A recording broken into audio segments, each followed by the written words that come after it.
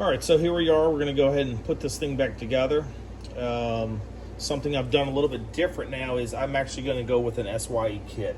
I started learning that, I'm actually going to save a lot more money installing the SYE. I'm going to install the SYE from advanced adapters and go from there. So, but this is just the starting off point. I'm going to put the new bearing in. This is the original bearing, and it actually looks to be in a little bit better shape. Not better shape, but I mean, it just, in my opinion, it just looks like it's built a little bit better. But I'm going to put the new one in. It's got a kind of like a rolled edge here, and this rolled edge actually faces down inside the case here. So that's where I'm at. Most people, now something I didn't add, let's see, I do have a puller that I purchased off of eBay. Now, this is an exact one that they would have used at the dealership. Now, this tool here, brand new, is very, very expensive. $267 from MoparEssentials.com. Now, what it is this is the part of the tool that you also need. So it's really just these jaws and, let's see, yeah. So it comes with these jaws, but the part number you're wanting, it's a Miller tool from Mopar Essentials. You can still buy all this stuff brand new, but getting it off of eBay, you can find someone's old stock, and it's a whole lot cheaper. So this is a Miller 8148. This is the part you need to set down over here. This is when you're removing the tool. And the jaws here are Miller L-4454-1. And I forget the one for this piece here, but most of the time you're going to see this on eBay for sale. You're going to see it with this. You want to make sure you have good pulling jaws here, but you're going to see this piece and you're going to see this piece. It's just the barrel is probably going to be slightly different, but this is the barrel you're going to need for the NP231 to pull this bearing out. You don't have to go with this kit. And what's kind of neat with this kit is you can go with different barrel lengths. You can make these yourself, and it'll pull whatever you want to pull, whatever blind bearing you want to pull. I think that's what they call this, like a blind pull, because there's nothing behind it to be able to, to drive it out. Amazon does sell a tool. I forget the name. I guess they call it a blind side bearing puller, something like that. And I believe the part is like, the tool is like $60-70. So you're probably cheaper going that route, but this sucker pulled it out without a problem whatsoever. So now going back in, most people would just drive this in with a socket. Again, you go back on eBay. It's kind of nice just to have the tool, because if you think you're going to do this in the future, it's called a Miller 5066. These are all the tools from the manual that I have that is from the dealership. So this is what I'm going to use. Like I said, the rounded edge, it's showing it goes down, and the picture of on the book just says to put it in there like that. There's actually a special handle, but a friend of mine made this for me, so I think this is going to work just fine. Drive the handle on this side more.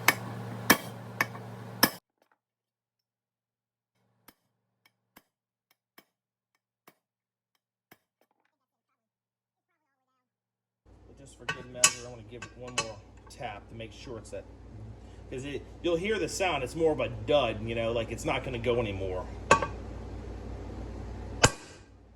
Put my finger in there because I want to make sure that these bearings, they rotate. They're not crushed. That's what's important to me. I don't want to damage them. You need to pay attention taking this thing apart, because I didn't pay good enough attention. This bearing here goes down inside here. Now, again, I didn't know, but you can see you can drive this thing all the way and it would be too far. So I drove this thing and I said, oh shoot, I didn't look at the depth of how far this thing was in there. I started knocking this stuff out. And the book talked about another tool. Again, got this off of eBay. Tool off of eBay, it's Miller 5065, and that's what this tool does. So when you're driving this tool in here, you're taking the tool and you're driving the bearing in, it's only going to go as far as what that lip there is as far as depth goes. So, and then this piece here will end up hitting. So again, if you paid attention, which I didn't pay attention enough, I wouldn't have had to buy this tool, and I would have known the depth that I need to go. So it's still pretty cool that they have these tools. You can still buy them off of eBay, and it makes it more idiot-proof for people like me when you start just taking stuff all apart. So this is the tool we have. This is the new bearing, which I've kind of been closely looking at, this bearing here is actually a Koyo made in the USA, which is quite nice and surprising.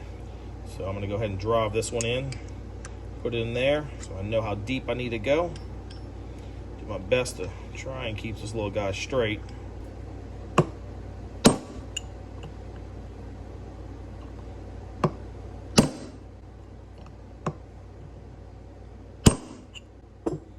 It's always good to whack it and take a good look at it, make sure it's still going in straight. And again, I'm going to hear the same thing as I heard on the last one.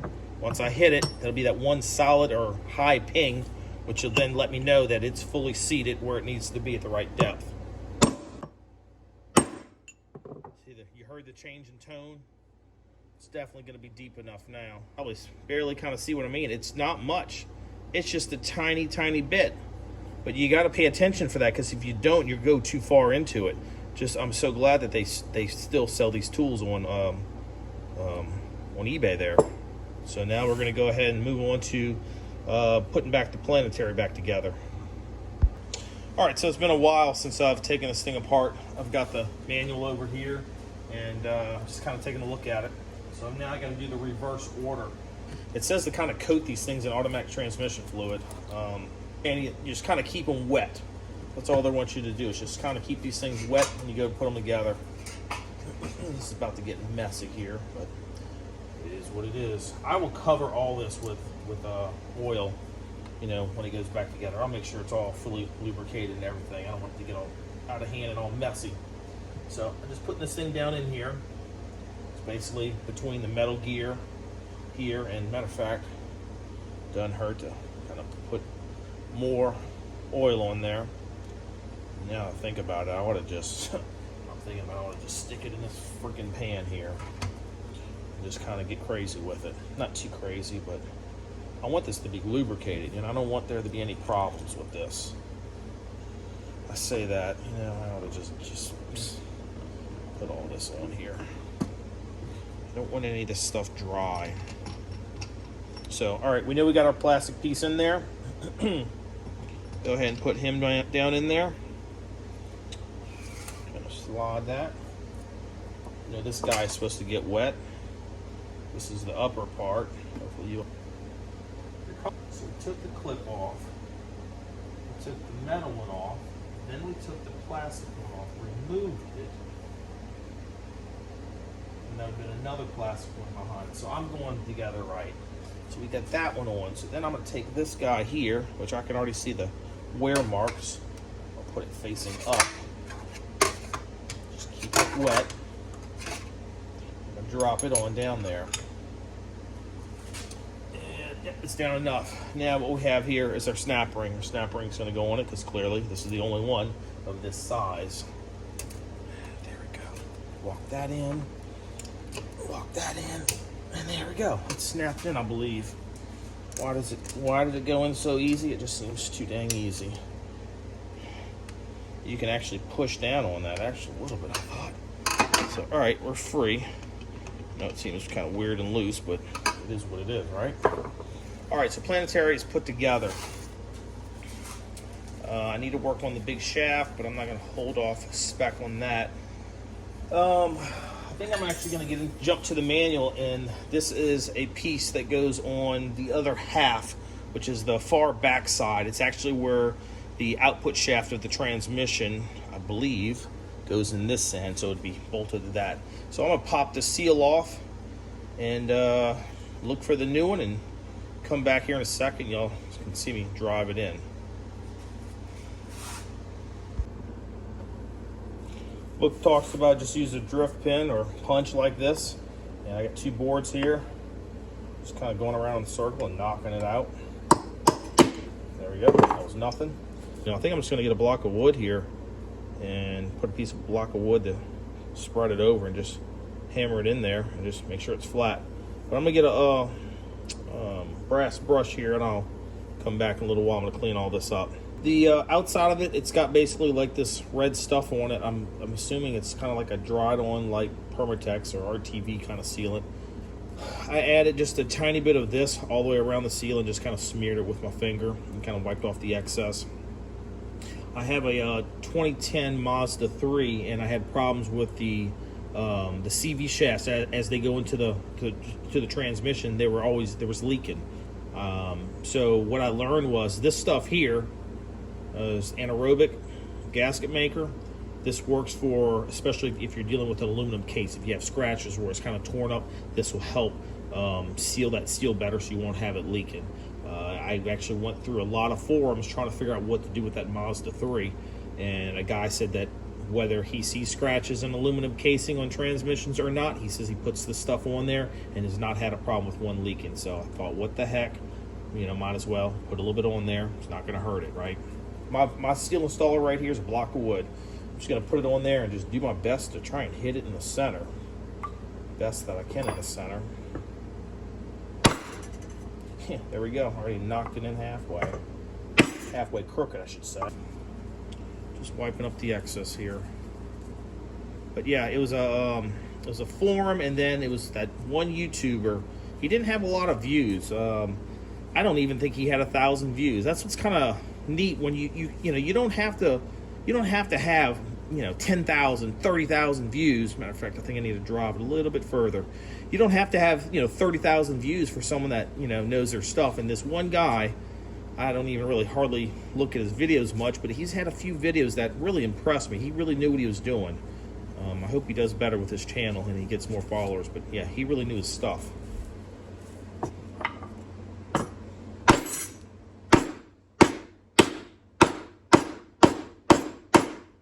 All right, so yeah, we're good here, and off to the next step. I'll pop these little guys off. They're not really in that bad of shape. I've heard when you rebuild them, pretty much they're totally wiped out. We'll snap that little guy on. Yep, fits a little bit tighter than the other. Let's see here. Yep, there we go. Snaps right on. So it does fit in the groove. All right. This one little plastic clip here, it actually kind of was more raised up than the other side. So I was kind of concerned, like, is it something wrong with how the quality of the plastic little clip was made? But turns out I think it's just the way that this shift fork was probably made from the factory. So anyway, it may stick up a little bit, but it was still fine. I went in and threw it on there, and I had no problems with it shifting later on. All right, I went ahead and took a look at some other videos, and other people ran in the same situation where this fork here, this shift fork, it didn't have this new plastic piece. It only had it for this one. So I think I'm going to do what the other people do.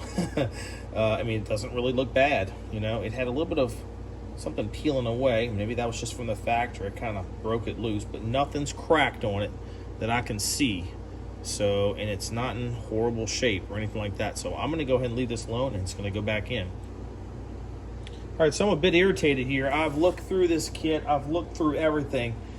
And like I said, I think I said in a previous video or earlier, I bought a new one. Bought a new oil pump. I mean, look, if this is the life of the motor, and like people say, these oil pumps really don't go out, but what the heck? I'm in there. I might as well replace it, right? But what irritates me is I have an O-ring. This is the O-ring in the kit. I don't think. Check. Yeah, there's no O-ring in the new one, so the O-ring is going to have to go in there. So that's what this O-ring is. It is to go in there and replace that. But what it doesn't show, there's not an O-ring for this. It's not a full kit. I'm starting to wonder on some of the other seals, but this is not a full kit. It does not come an O-ring. I know I can get an O-ring easily and just replace this, but the point is it does not come in the kit. There is, let me grab it and I'll show you. There's 3 O-rings that did not come in the kit, plus this plastic bushing. The 3 O-rings that you're going to need is one for the little shifter shaft that comes through. The second one is for the switch that shows that you're in 4-wheel drive. And there's a third O-ring that will be for, I believe they call it like a detent spring. It's kind of what keeps yourself in either 2-wheel drive high or 4 high. So those do not come in this Crown Automotive kit. You're going to have to search through either Quadratech or Summit Racing and get these 3 O-rings plus the plastic bushing. So I'm going to take this thing off. I'll lose a finger, I hope. All right, we got it off the first part. Oh, sweet, awesome, comes out. All right. So, should be able to stand that thing up, and that all should just drop down. Okay, so I think I'd said on this gear here earlier that there would be some needle bearings in it, and I don't believe so after looking at the Crown Automotive website. There shouldn't be any. And they are correct. There is nothing in there. So as you can see, there is no needle bearings. And so yes, this is the later model, which is cool. And just kind of double checking, make sure everything's good. I might just spray it down with some brake cleaner. Just to make sure, you know, everything's cleaned up really well. So the reason I want to, the first video said I was not going to go to a slip yoke eliminator. The reason I did this is because about 2.5 months ago, Rock Auto had a rear drive shaft for $242. And that was for a manual transmission to then go to a Dana 44 rear axle to kind of make this thing kind of set up like it was stock coming from the factory with a 44. Well, I just went on the website, I guess that was about a week and a half ago, and that drive shaft is no longer available, but they had one for an automatic to a Dana 44. And that was $530 for that rear drive shaft. And I said, oh, no, there's just no way. Now I can say, okay, now it makes sense to go ahead and go with a slip yoke eliminator. So that's what I'm going to do. In the long run, having a custom drive shaft, I might be spending another $40, $50, which I can justify doing that now. All right, so I just sprayed it down with brake cleaner, blew everything off. This thing is rather dirty. And... you know, I really want to try and buy USA made, but I don't know really what's the deal with this company. I reached out to them through Facebook Instant Messenger, and they didn't really give me an answer. I said, hey, is this USA made? First of all, they gave me an answer on the bearings. They said pretty much they're SKF, I think it is, which I looked them up. I think they're made like all over the world. The directions here actually call for a really good assembly lube. It was really too late for me. I ended up just using transmission fluid here just to wet everything down. So make sure you get yourself some good assembly lube first. All right, that went down. This gear, a little bit more on there. This gear went down on top. I forgot to tell you all. So, as you can clearly see, the shaft is shorter, the new one, but the old one, let's see if I move this out the way for you, you can see it. This old one here, look how thin. I mean, look how thin this sucker is. Let me try and get you a little closer. So you can clearly see just how thick this thing is. I mean, it just goes to show you, you know, this part here from, get you the picture better if I can. Basically, from here to here is the same on each shaft. And all they did was, from here is when they stepped it down, where here they just continue the same size going all the way out. So you can clearly see how much stronger this shaft will be versus the old shaft. So that's it's pretty dang cool. All right, going like that. Going like this. All right. So try get that snap ring at least started. This is the new snap ring in the kit.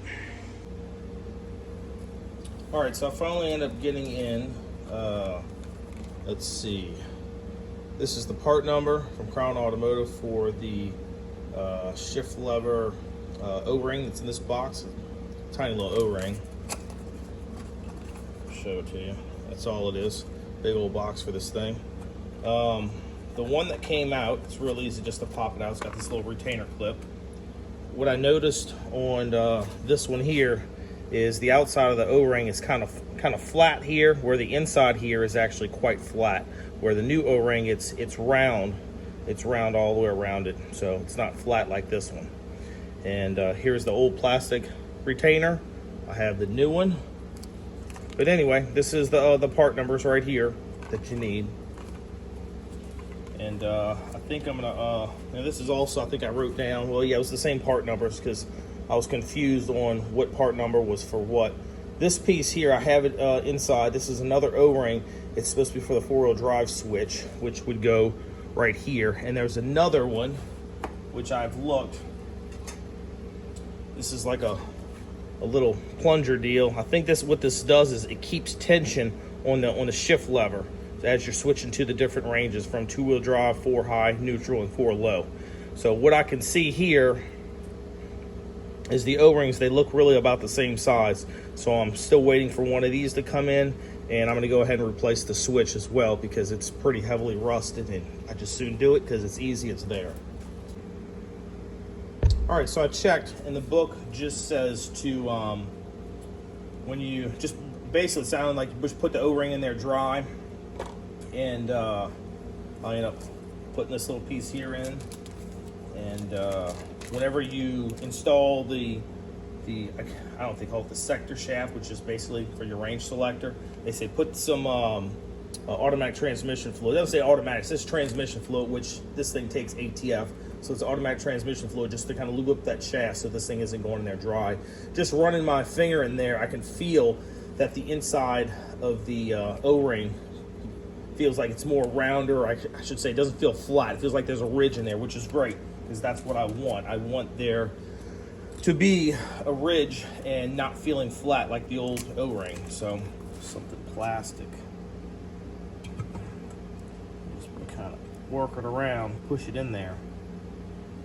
And you probably can't see. I can only feel it though, that it does feel like that lip in there is protruding inward of itself quite well. So that's awesome. So yeah, I can definitely say that sucker was wore out. This O-ring came out quite easy earlier. I just used a little pick here and pulled it right on out. And so that tells me that yes, both of these should have been replaced and now are replaced. So when you go to rebuild this, replace them. There's a switch and a O-ring still missing, still not here.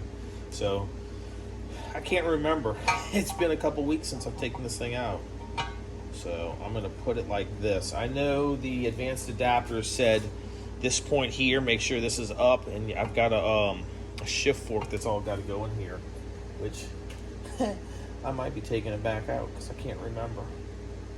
Oh wow, yeah, that's a lot tighter fit. Oh boy, okay. Gosh, did I screw that up? Oh, it's actually, there we go. Yeah, it's got to go a little further. Oh wow. I hope I didn't knock out the seal. Yeah, that's a heck of a lot better. I say it's a lot better is because this thing here, it just fell out last time. So I'm still going with my theory. I think it was due to that seal there making it leak. All right, so the book is calling for this nut here to be anywhere from 20 to 25 foot-pounds of torque, I believe. Yep, 20 to 25 foot-pounds of torque. So let's see if I can hold this.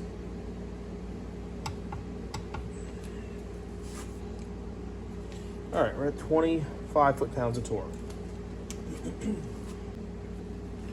Okay, so like I said, I have to go back and look at the book because I can't ever remember. This is the bearing. What did they call this? I forget what they call this bearing. Shoot, I just read it. Input shaft, drive input shaft bearing, something like that.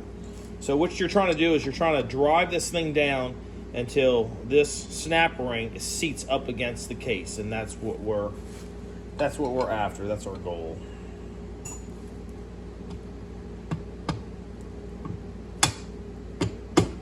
Trying to.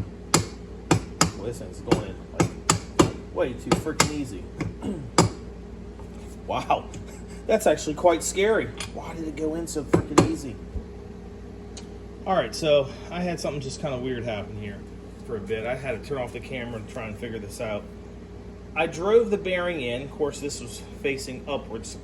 I drove the bearing in. I slid in the planetary set and didn't really want to go. And this is the old one.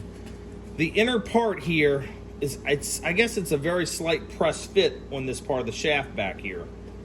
As I took my dead blow with the handle part of it and hitting it and trying to drive it through, it's pushing out the bearing. So I end up taking a old jack, this piece here, I was able to stick it from the back and stack it up with two 2x4s to put it up against the table. As I did in that position, this was facing up, and I was able to take a punch and very, very carefully tap on each side of this inner bearing to help drive it back in. It got to a point where it didn't want to go anymore, and clearly it was the 2x4s that were blocking it. So I removed them, and I was able to knock it and seat this thing fully. But it's still kind of leery about it, because I remember when this came out, it came out pretty easy, but I don't remember coming out this easy like this one this one, pushing itself back out. So the numbers are the same. I double checked. Of course, this is probably a Chinese bearing, even though they claim it's USA made. There's no actual name for it. It just says it's a 6010, where this one here is saying, I think it's NSK is the brand. NSK, and it says 6010N. N is like in Nona. So, I don't know. I'm just going to roll with it, I guess, and hopefully it'll be all right. And it's kind of weird and nerve-wracking there. When you just don't know, you don't know. But hey, that's what YouTube videos are for. You learn from my mistakes. That's how I look at it.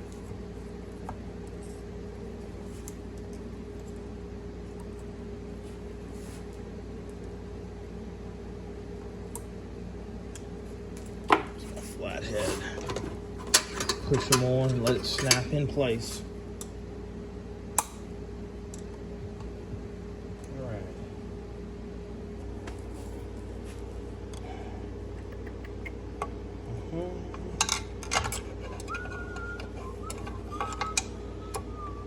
Boy, it's gonna hurt like hell if I miss it with my finger. Use my stomach and everything. There we go. Come on, Chris, get it in there. All right, he's in, he's in, he's in, he's in. Okay. Make sure we pull it that way. Just pushing, making sure that we are seated.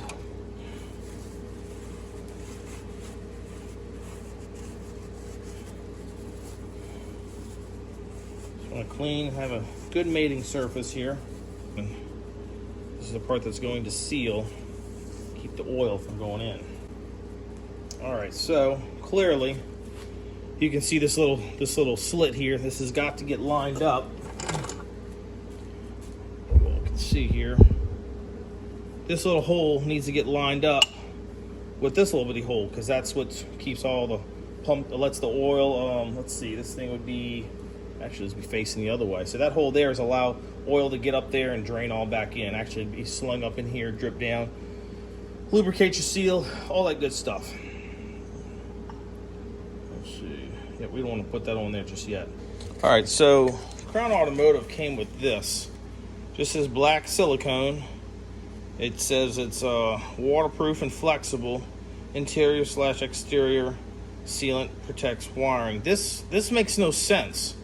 This thing's gonna be filled with oil. I don't get why in the heck would you send this with there. It doesn't say oil resistant, so I'm not using it. The only thing I did steal was the tip off of it. When I got on the forums online, everyone else, a lot of people said they're using the Permatex Ultra Black gasket maker, oil resistant. That's what I'm gonna go with. You don't want a lot, basically I think a 1/16 of an inch bead they claimed. I'll try. Now if you notice this little tab here, maybe you can, and tab over there, that's actually for when it's down and you can pry it up on it. So just remember that when you take it apart. Somewhat spread it with my finger. I'm not trying to push down hard, but here I am. I always forget to turn the stupid camera on. And yeah, I just lined up the oil little hole here.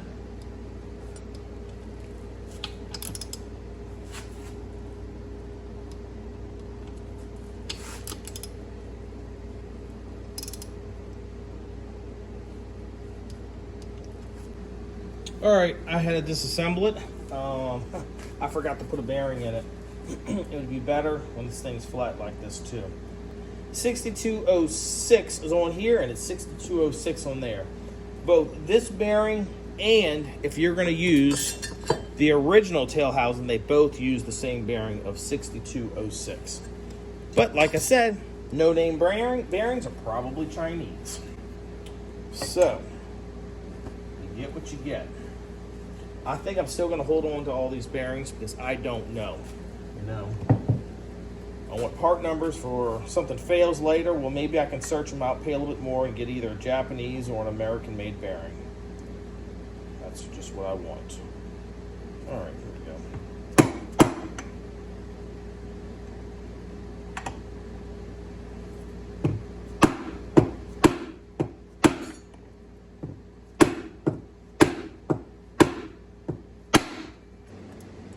Just don't like the way I'm having to do this. This is it's gonna seriously score up the case.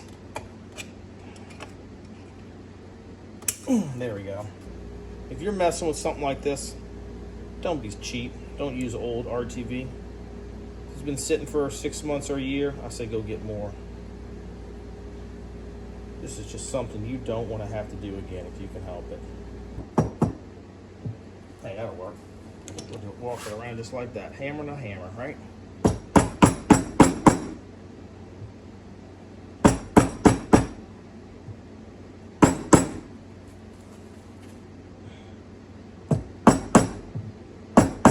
Okay. Let's try this. Get that cleaned up a little bit. And wipe that one around. The excess. Right, get the excess wiped up. We're gonna drop this little guy back in here, right here. He's gonna get, he's supposed to get lined up. There we go, he gets lined up there. We're gonna try this again. If you can see now, I went back, made sure this lug is here, this lug is here. It's kind of hard to get the alignment, but I think it's straight. I think I got it right.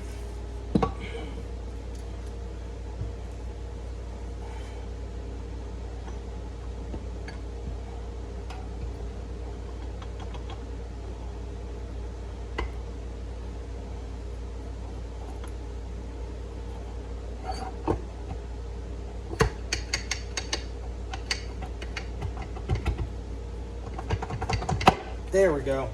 Put a little detent in there. It's at that moment I need to think, do I have everything I need in this thing? Alright, we're going to drop this little guy down in there where it sat. This is the old seal. I put the new seal on. Everything I've read, they basically are saying this part number here, and they also have one from Crown Auto. I'll order two of these. I ordered one in this brand and another one in Crown Automotive for the four-wheel drive switch. But this is also for your, they call it a detent plug. It says 12 to 18 foot-pounds of torque.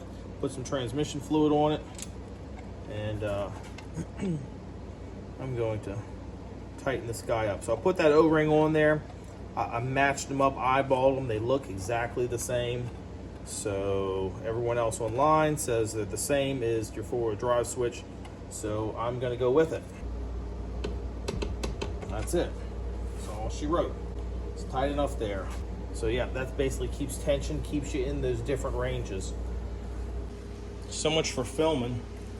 I forgot to turn the damn camera on. It happens way too much. So I put my bead of silicone around it, RTV, made sure everything else was all in place. Instructions talk about putting this in after you put the case on, but I didn't do it like that. Advanced Adapters book says 20 to 25 foot-pounds of torque. I'm gonna double check in the other book I got. At least I'm gonna go to 20. Kind of a star pattern going all the way around. Get my mirror out because I can't see very well. I just kind of want to make sure everything is oozing out the back all the way around. That one doesn't look too oozing out, but it's not bad. Yeah. I'm probably going to take my finger and go around wiping it all.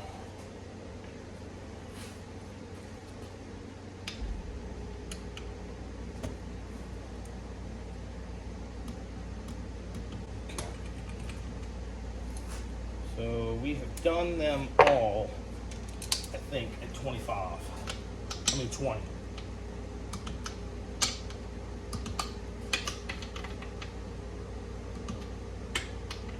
Wipe up the excess. And also I'm hoping to kind of force it in there. Alright, so the advanced adapters tail housing here. Alright, so they press in the bearing for you, is what they say in their kit. They pressed it in. And what you actually have to do is there's a clip in this bag where you actually have to put the clip in there.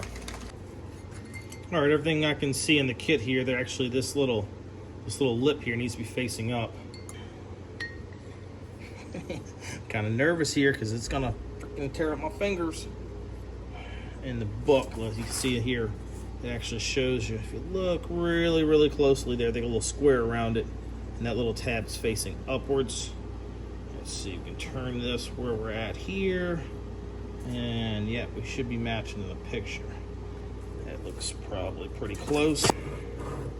There's gonna be a lot of grunting here. Try to get this sucker in there. See if I can't kind of walk it in. Maybe. Okay, that one's not bad. Maybe I get lucky and it just snaps in. Maybe. Oh yeah, it's almost there. Thank God. I was getting nervous. Sweet. It went in a lot easier than I thought. All right, I think I matched the picture. And with that little tab facing up. This bearing is much bigger than the other. Let's see. This would have been to show you comparison. It doesn't look like it, but believe it or not, it is a much bigger bearing than the original one for the tail housing. As usual, always forget to turn it on. So I just went ahead and spread a little RTV sealant on here. So gotta be so careful not to go too heavy, and I already feel like I've already gone too dang heavy with this. I'm gonna go with what they say because that's their spec, and we'll go from there. Now it'll also tell you this, and I'll double check the book. Let's see, slide yoke seal into position. Okay, yeah, this is going all on to next steps. I don't know if that's the front or the rear.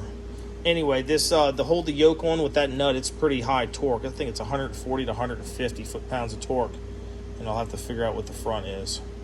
So this is a pretty good explanatory kit. This is, like I said, go to their YouTube channel, Advanced Adapters, and I've actually seen other people buy different kits and still talk about going to Advanced Adapters on the YouTube channel and using them as a guide because it was so clear, the instructions. And start lowering it down.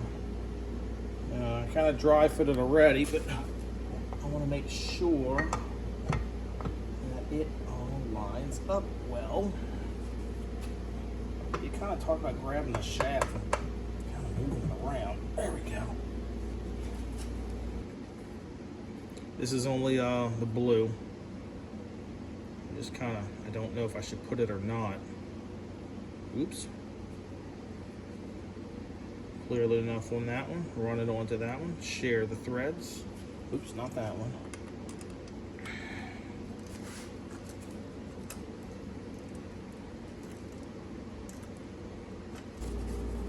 Said 15 to 20 foot-pounds of torque. Install the 5 trim rolls that retain the tail housing torque evenly to 15 to 20 foot-pounds of torque. 15 first. Do it in increments. Okay. Jump to the other side. That's not really exactly there, but like the diagonal, so it's evenly torqued. We'll put a little here and just kind of spread it around with our finger. Get it into the threads there. This stuff is so freaking nasty. Okay. Fingers crossed, that'll work.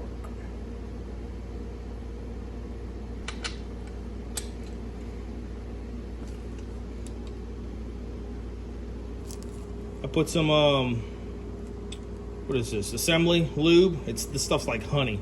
You just want to put it around the edge there, just so that when this thing starts up, you're not going to burn up that seal right away. I put some RTV sealant down in there.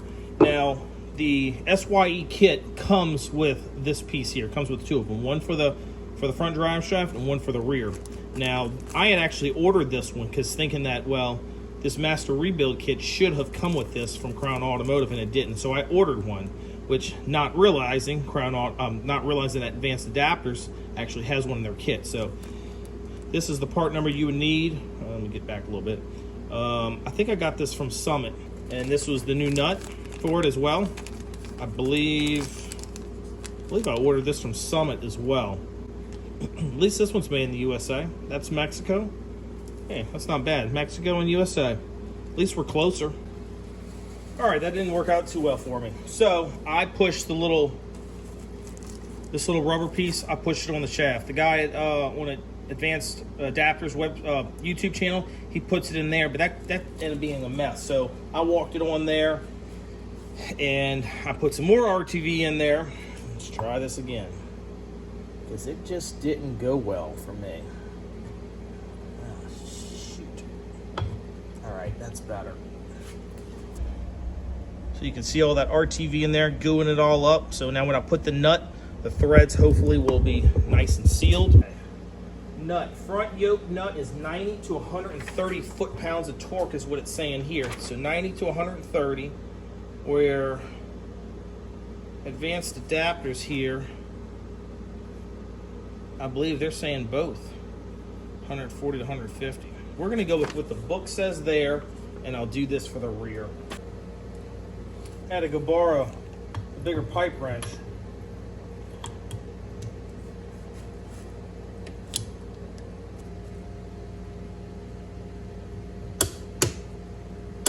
Oh my God, that's what it was. It was kind of slipping in there. All right, that's good.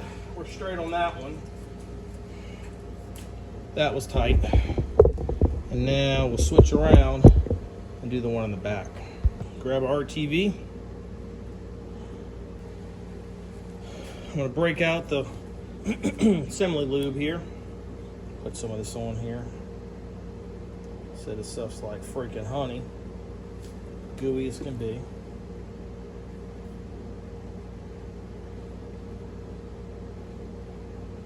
Coat that real well.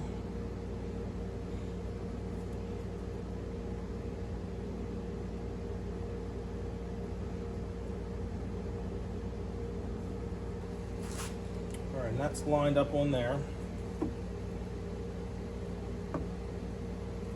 Get plenty of that on there.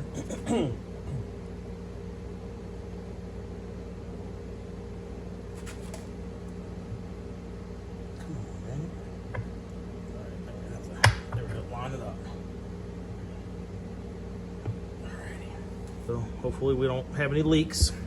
And we're gonna follow the book to what they said. Their book, not. All right, so we're going 140 to 150 foot-pounds of torque. This is their nut. And that should be it. We're gonna screw this sucker on there.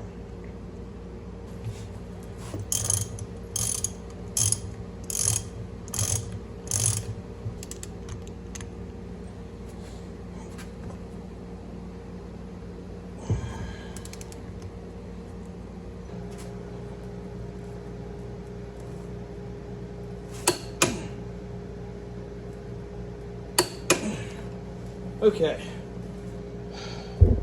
we're straight now. We are done. This is the four-wheel drive. This is what lets you know that it's in four-wheel drive, and it's corroded on the end here. You know what? I don't know what's $25, 20 bucks, whatever. I'm gonna replace it. Replace everything else. Why not? Plus, it's the O-ring. I want to replace the O-ring on it. So. This is the one part I'm waiting for. I think it's actually supposed to be coming in this Wednesday. And once that's done, it'll be finished, and fingers crossed next weekend I can start putting it back in there, I believe. See you in the next one. Please like and subscribe.